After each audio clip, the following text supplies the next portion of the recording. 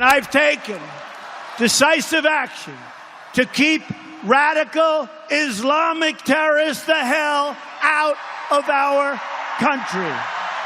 A wild scene on Saturday night. President Trump rallying his supporters this weekend as he vows to sign a new immigration order as early as today. Meanwhile, more than 1,800 refugees have poured into the U.S. since the halt, reversed from the 7 countries under the original ban or pause. Joining us right now with his reaction is national security analyst for the Clarion Project, Ryan Mauro. Ryan, that's a lot of people who have not been adequately screened. Right, so this isn't just about refugees, it's about people that just come in on a visa. And so the people that come in as refugees have a more thorough process that's still flawed.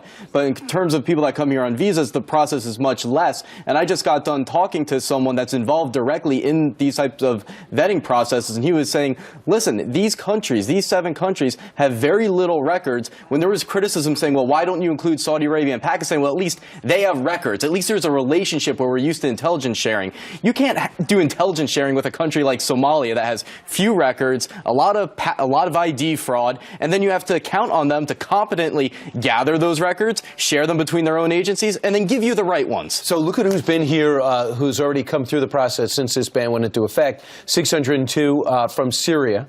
All right, you're going to tell me we understand who's coming in and out of Syria? We have, the forgeries have been proven. They have a cottage industry. No one knows who's coming out of Syria, including their own government. Iraq, 534. Somalia, 443. That's a failed state, sadly. Iran, 192. We don't know what they're up to. Sudan, that has not been a functioning government in forever. And nobody thinks that Yemen and Libya is stable. That's as hot a spot that there is.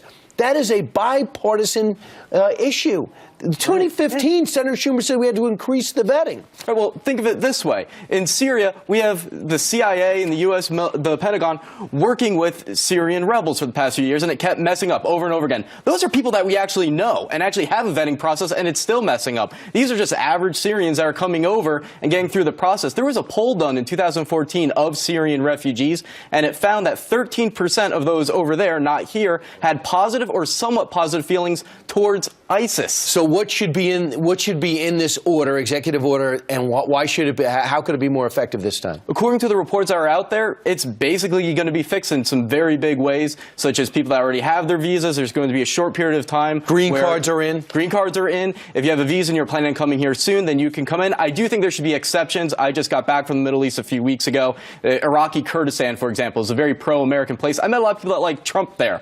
And so you should have exceptions for Iraqi Kurdistan and exceptions for things like a Syrian child in need. We don't have to be worried about that. Right. And obviously the fixers that helped us out during the war. Ryan Mauro, thanks so much. Sure. Thank you. I'll see you at the